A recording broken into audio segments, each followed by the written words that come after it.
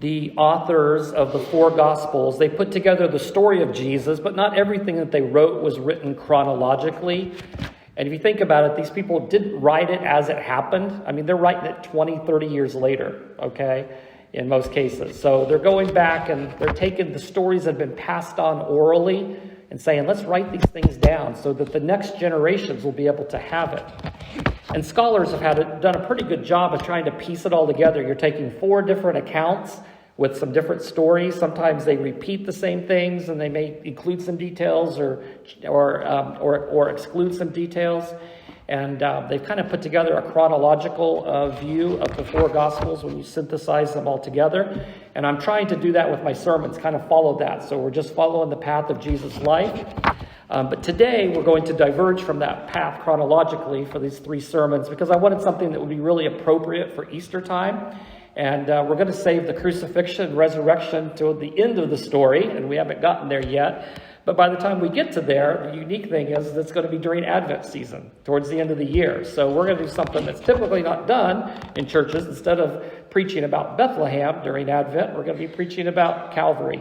And but the thing is, the whole purpose of Bethlehem takes place as it's culminated in Jesus' life, and we get to Calvary and to that empty tomb. So I hopefully that Christmas time will take on a little bit of a different twist as we think about the real meaning and purpose of Christmas as we look at it through the eyes of the end of Jesus' life and his resurrection back again. So anyway, so the Easter season here, I've chosen a two-part sermon as we prepare for Easter with an event that happened a little bit later on in Jesus' ministry, and that's the feeding of the 5,000 and the sermon that Jesus preached after that. Because this miracle introduces the idea when Jesus says, I am the bread of life. And Jesus later on will describe his death on the cross as the bread that was broken. Just as we take off a bread, of course we get our bread all sliced, but if you get your bread and you tear off a piece, that's a symbolism of what happened to the body of Jesus. And as we even take communion, the bread part reminds us of the body of Jesus that was given for us. And this miracle, all four of the gospel writers included this story in their gospel because it was such a grand miracle that the scope of it was huge. And so we're going to look at John chapter 6 to learn about this miracle. And next Sunday, we're going to look at the sermon that Jesus preaches after the miracle's done. So they kind of fit together here. So we're going to go with John chapter 6. It says, after this, Jesus went away to the other side of the Sea of Galilee, which is the Sea of Tiberias. And a large crowd was following him because they saw the signs that he was doing on the sick. Jesus went up on the mountain, and there he sat down with his disciples. Now the Passover, the feast of the Jews, was at hand. And lifting up his eyes then, and seeing that a large crowd was coming toward him, Jesus said to Philip, where are we to buy bread, so that these people may eat? He said this to test him, for he himself knew what he would do. But Philip answered him, 200 denarii worth of bread would not be enough for each of them, even to get a little. One of his disciples, Andrew, Simon Peter's brother, said to him, there is a boy here who has 5 barley loaves and 2 fish, but what are they for so many? Jesus said, have the people sit down. Now there was much grass in the place. So the men sat down, about 5,000 in number. And Jesus then took the loaves, and when he had given thanks, he distributed them to those who were seated. So also the fish, as much as they wanted. And when they had eaten their fill, he told his disciples, gather up the leftover fragments, that nothing may be lost. So they gathered them up and filled 12 baskets with fragments from the 5 barley loaves left by those who had eaten. I'm going to focus on 2 characters of the story today, 2 of the disciples, Philip and Andrew. Because Jesus, it wasn't just about tending to the physical needs of the hungry people. We get that part. You know, we've got a whole day without food. We've been hungry. We understand that. But Jesus intentionally made it a learning moment for these 2 disciples specifically. And when we're a disciple, which we call ourselves as followers of Jesus, just like the 12 disciples, a disciple means a learner. a student, someone who's studying the life of someone so that we can follow it and emulate that in our lives. And so Jesus is using this moment and this miracle, not just to feed the hungry people, but to teach his disciples about the kingdom of God, about himself. So Jesus has returned home to Capernaum, and by this time, everyone, and I say everyone around, knows who Jesus is by now. Now, the stories we've been following, people are just starting to kind of figure this out. He's just starting to make himself public and known. But by the time we get to this story, everybody in the whole area of Galilee knows who Jesus is. And they know what he can do. And of course, they come to him when he's around with our different needs that they have. I mean, he is a local celebrity in this area of Galilee. And so Galilee is made up of very many small villages. And when Jesus gets back from his little trip across the lake, the word spreads quickly. Hey, Jesus is back again. He's here. Let's go follow him. Let's go see what's going on. Let's go get our needs met, and let's watch and be a part of this, because Jesus is the entertainment. This is like something, small town, there's nothing to do. Hey, Jesus is back and he's doing miracles, and let's go check it out, everybody. So they start following him where he is. And Jesus had intended just to go up the side of this mountain to a quiet place to spend time with his disciples. But the crowds of people just kept coming and coming and coming all day long as the word spread around the villages that Jesus was there and where he was. Now, he was planning to be alone with his disciples, but of course the people came after him. He couldn't hide from them. And we're told that there were 5,000 men there, and that word literally means of the men. There were 5,000 grown men in that crowd. And so most likely there were also women there. There were also children there. We know that there was at least one boy there. So we assume this was kind of like a family thing. Hey guys, we're packing up. We're going up the hillside to go follow Jesus today and see what he's up to. And so there could have been many, many, many thousands of people there. Even maybe 20,000 or more. Who knows how many were gathered there. So the timing, though, is very interesting here, because it was just about Passover time. That was their big holiday of the year. That was their Christmas, okay? That was their time to remember what God had done in delivering them from slavery in Egypt. And so that was a big holiday of the year. Now, we don't know the exact timeline of how this all works out, but it says that it's the time of the Passover. So it's during that week of the Passover. And so it's the most important holiday of the year. And when we have holidays, what do we do a lot of? Eating, right? Okay. We're preparing food. We're getting things ready for the holiday. And Passover was no different.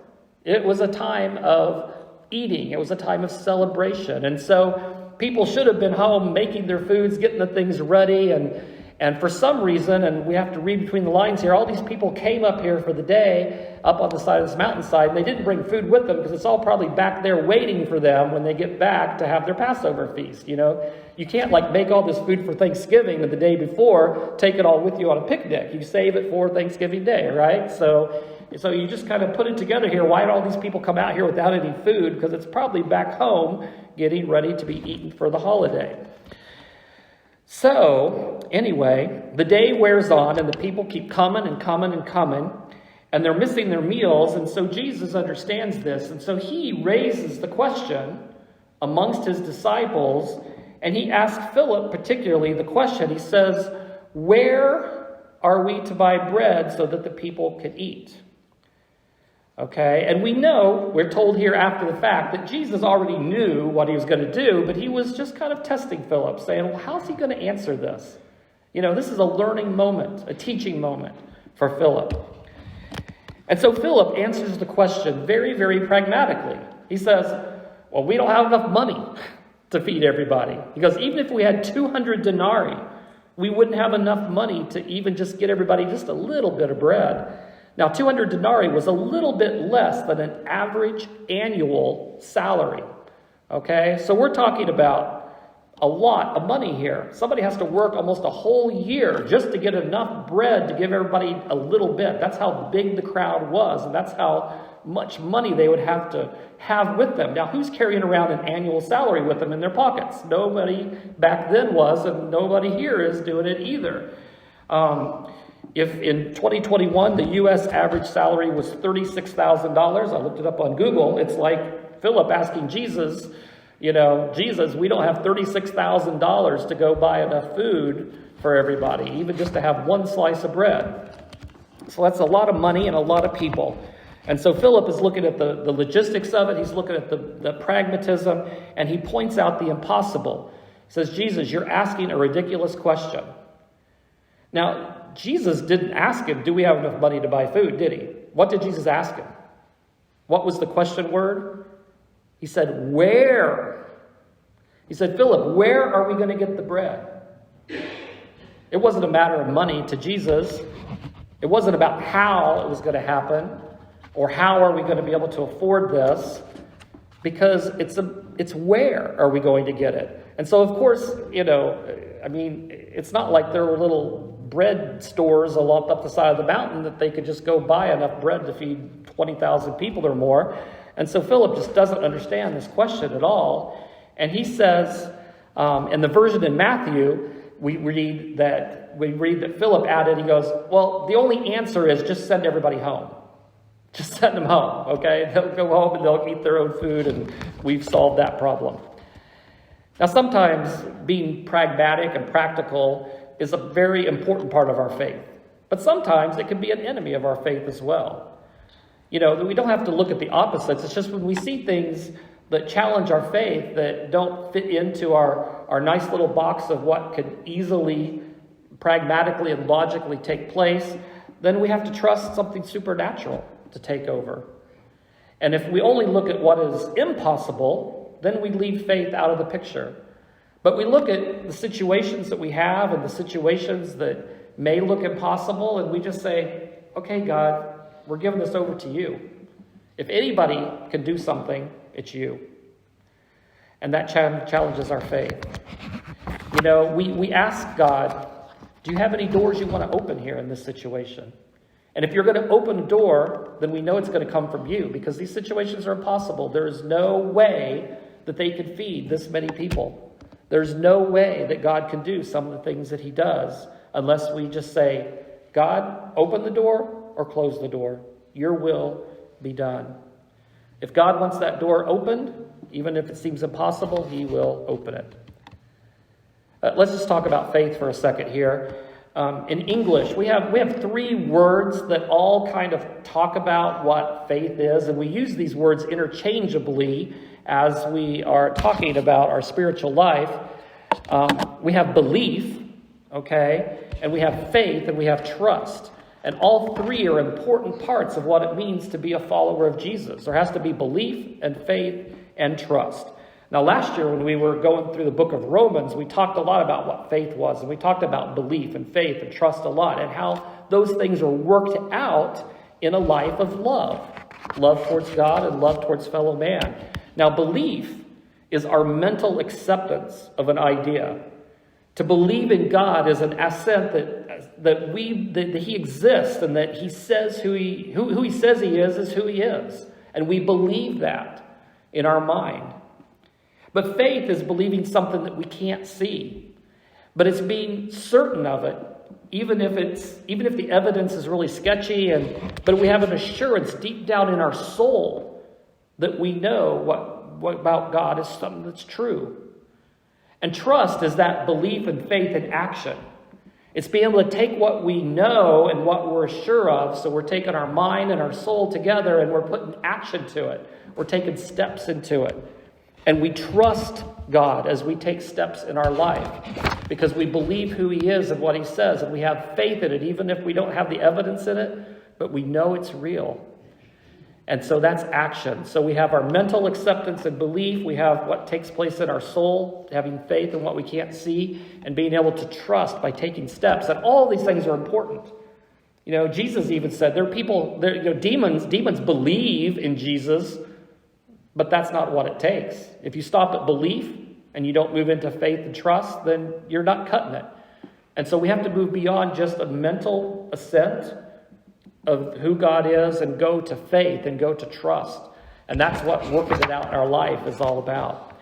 And so Jesus is actually testing the faith of Philip here. He's saying, let's see what Philip believes about me. Let's see where his faith level is at and if he could trust me. And so he's giving this little test to Philip.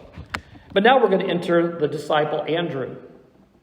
Andrew was the first of the 12 disciples that was personally invited by Jesus to follow him. We looked at that a couple months ago. He was the first one to sign up. And so Andrew goes and he finds his brother Peter and says, hey, I've met the Messiah. This is the guy I think that's the scriptures talked about. You've got to come and see him. And so he introduces Philip to Jesus, and Andrew and Peter are fishermen right along in the same village as John and James. And so Andrew is telling James and John about Jesus as well. And so Jesus comes along and invites all of them. So all four of them become disciples of Jesus in his little group. And it started with Andrew.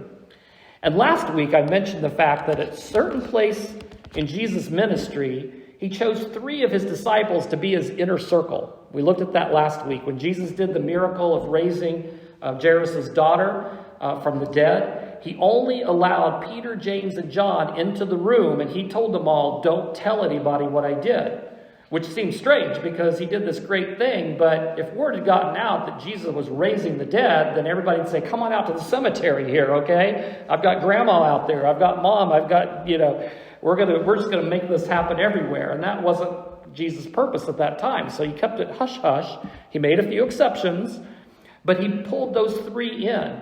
And sometimes I was thinking about this. I was thinking, well, Andrew was the original one that got all 3 of them, and they got chosen in their circle, and he didn't. And I'm thinking, I wonder if he ever got kind of jealous of that. Like, hey, I'm the one that introduced you guys, and now I'm kind of on the outs here.